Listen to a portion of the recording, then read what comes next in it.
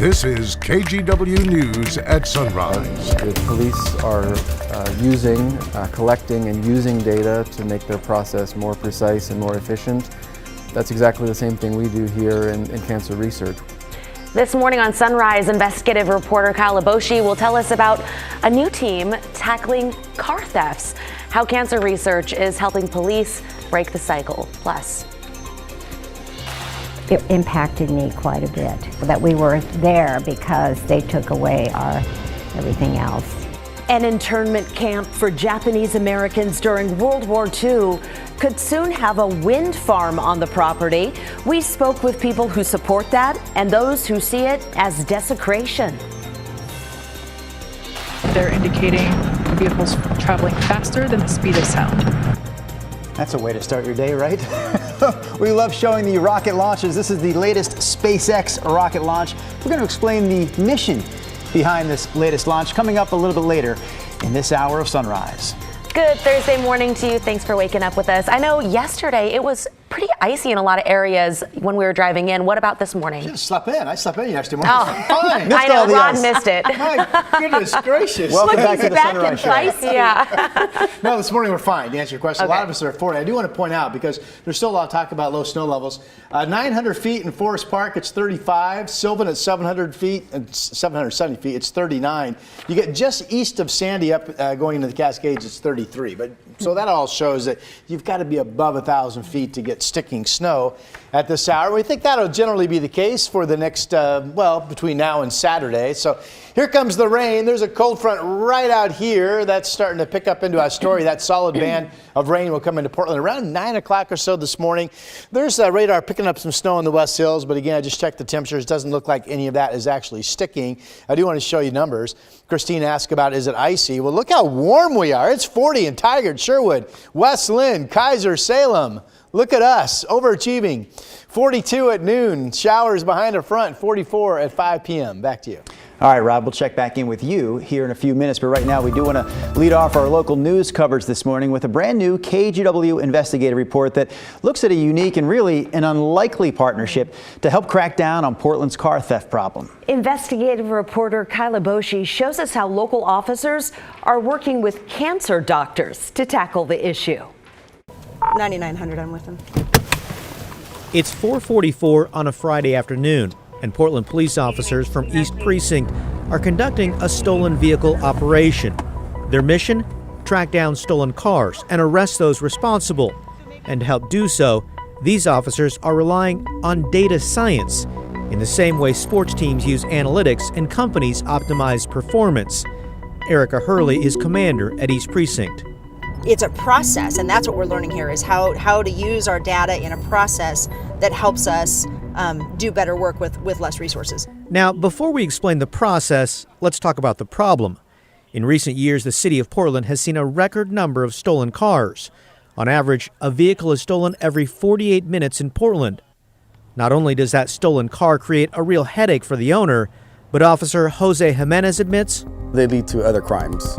These stolen vehicles are often used to commit crimes like murders, shootings, and armed robberies. Adding to the problem, 902, I got him. Through the intersection, almost T-boned. The bad guys often elude police. They know Portland Police Bureau policy prohibits officers from chasing stolen vehicles.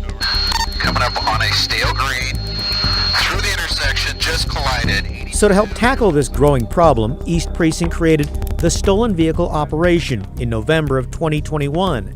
The idea was to flood an area with police along with an airplane above to make traffic stops and arrests. And to some degree, it worked. But officers knew there had to be a better way, so they turned to the data. The idea was to find out how veteran officers identified stolen vehicles, then translate that into a formula that could help others working these special missions. Officers started tracking elements that were present on every stop of a stolen vehicle. In all, nearly 100 factors were put into a database and analyzed. These included physical characteristics of the vehicle and vehicle driving behavior, and importantly, nothing about the driver's racial profile. These elements are called enrichment factors, essentially hallmarks of a stolen vehicle. For example, a missing license plate, a broken window, no lights, and abnormal lane changes. As the theory goes, the more enrichment factors, the more likely it's a stolen car, which in practice seemed to make sense. So when we look at a vehicle like this, you look at the fact that there's no plates on the vehicle, you look at the fact that there's a trip permit that may not come back to this vehicle. Their driving was erratic, it was inappropriate, so that's also another factor that made them realize it. And then when they tried to initiate a traffic stop on it, it eluded. Right. And so, stolen car. And it all kind of adds up. Correct. And then the driver also has a warrant for his arrest. To better understand the data, Portland police turned to an unlikely partner. Researchers at the OHSU Night Cancer Institute. It seems like an unusual relationship. Absolutely. I think the connection is data. The police are collecting and using data to make their process more precise and more efficient. That's exactly the same thing we do here in cancer research. Dr. Jeff Tyner, along with a team of scientists who specialize in large data sets, helped Portland police to fine-tune its analysis of suspected stolen vehicles. There were meetings, scientific presentations, and even a ride-along for the cancer researcher. I think we offered them some advice on best practices for data collection, offered them advice on some ways they might think about analyzing the data that might not have occurred to them initially. After almost a year in practice, the data science appears to be helping officers work more effectively. Previously, police officers at East Precinct recovered one stolen vehicle for every 31 stops. Now, they're recovering one stolen vehicle for every 5 stops. Sergeant Steve Wilbon. We're being asked to do more, better with less, and working smarter and using some of these methodologies are really producing the best product. The bike, off the bike, running southbound through the cul-de-sac. And in many cases, a stop leads to more than just the recovery of a stolen vehicle. Let's get some cars south of here. On this night, a suspect dumped his stolen motorcycle, tossed a loaded gun, and then ran through a neighborhood. He had a felony warrant for his arrest after allegedly stealing another vehicle last summer. Officers at Portland's East Precinct hope that data science can help break this cycle of stolen vehicles and lead to new ways of policing in the future.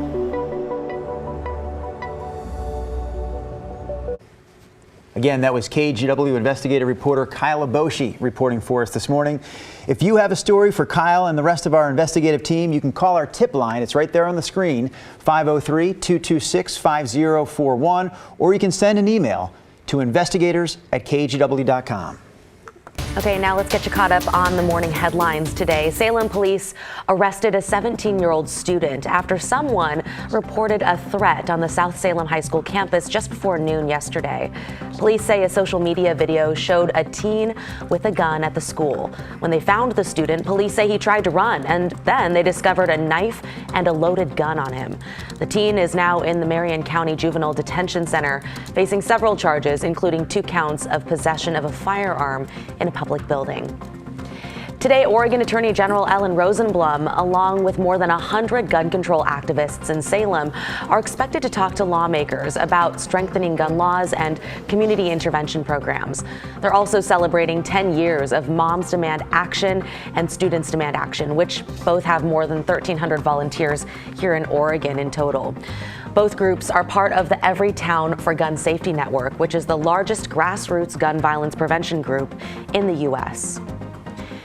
Also, Oregon lawmakers are considering a bill that would offer $1,000 a month to people who are homeless.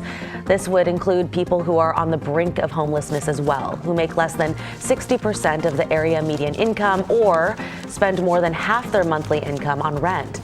It's unclear how officials plan to track how the money is used, but it's supposed to be used for rent, food, and childcare. And those are some of your morning headlines. We want to take you up into the Cascades for a second and show you our sky cam at Timberline Lodge.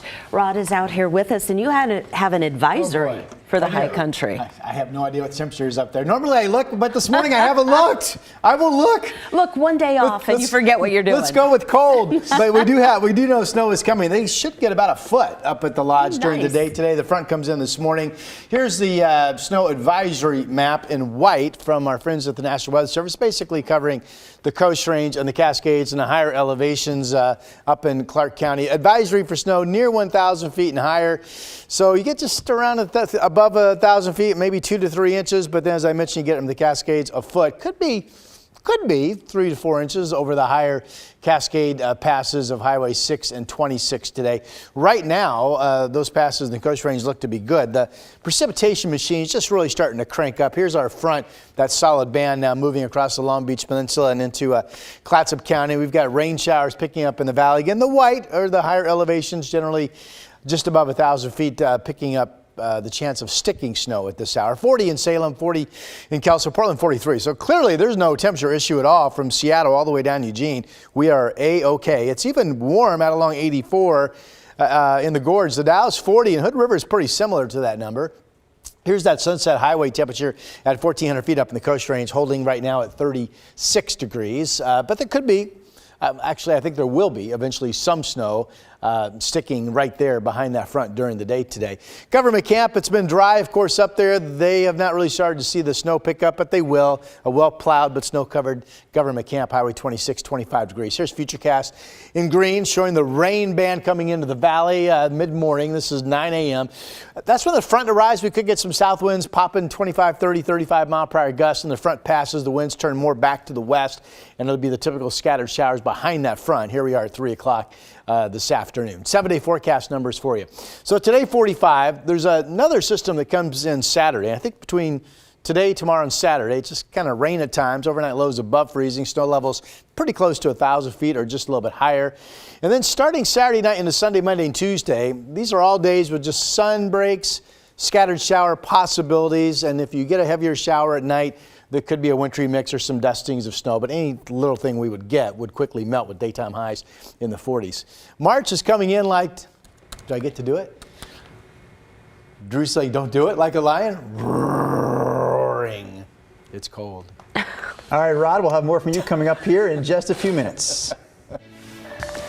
Next on Sunrise, it's a story that is centered on one of the darkest moments in our country's history. Many consider the campsites sacred. After the break, the controversy surrounding the proposed new site of a renewable energy source.